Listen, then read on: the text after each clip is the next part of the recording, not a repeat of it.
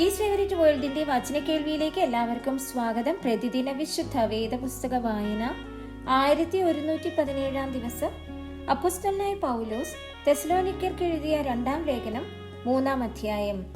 ഒടുവിൽ സഹോദരന്മാരെ, കർത്താവിന്റെ വചനം നിങ്ങളുടെ അടുക്കൽ എത്തിയതുപോലെ വേഗം വ്യാപിച്ച് മഹത്വപ്പെടുവാനും വല്ലാത്തവരും ദുഷ്ടന്മാരുമായ മനുഷ്യരുടെ കയ്യിൽ നിന്ന് ഞങ്ങളെ വിടുവിക്കപ്പെടുവാനും ഞങ്ങൾക്ക് വേണ്ടി പ്രാർത്ഥിപ്പിൻ. വിശ്വാസം എല്ലാവർക്കും ഇല്ലല്ലോ. കർത്താവോ വിശ്വസ്തൻ. അവൻ നിങ്ങളെ ഉറപ്പിച്ച് ദുഷ്ടന്റെ കയ്യിൽ അകപ്പെടാതെ വണ്ണം കാത്തുകൊള്ളും. ഞങ്ങൾ ആജ്ഞാപിക്കുന്നത് നിങ്ങൾ ചെയ്യുന്നു എന്നും മേലാലും ചെയ്യുമെന്നും ഞങ്ങൾ നിങ്ങളെക്കുറിച്ച് കർത്താവിൽ ഉറച്ചിരിക്കുന്നു. കർത്താവ് താൻ നിങ്ങളുടെ ഹൃദയങ്ങളെ ദൈവത്തിന്റെ സ്നേഹത്തിലേക്കും ക്രിസ്തുവിന്റെ സഹിഷ്ണുതയിലേക്കും തിരിക്കുമാറാകട്ടെ.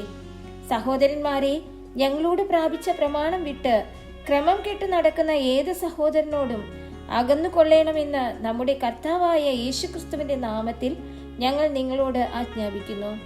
ഞങ്ങളെ അനുകരിക്കേണ്ടത് എങ്ങനെയെന്ന് നിങ്ങൾ തന്നെ അറിയുന്നുവല്ലോ.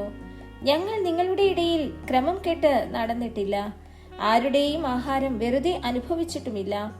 നിങ്ങളിൽ ആർക്കും ഭാരമായി തീരരുത് എന്ന് വെച്ച് ഞങ്ങൾ അധ്വാനത്തോടും പ്രയാസത്തോടും കൂടെ രാപ്പകൽ വേല ചെയ്തു പോന്നത് അധികാരമില്ലാഞ്ഞിട്ടല്ല, അനുകരിപ്പാൻ നിങ്ങൾക്ക് ഞങ്ങളെ മാതൃകയാക്കി തരേണ്ടതിനത്രേ.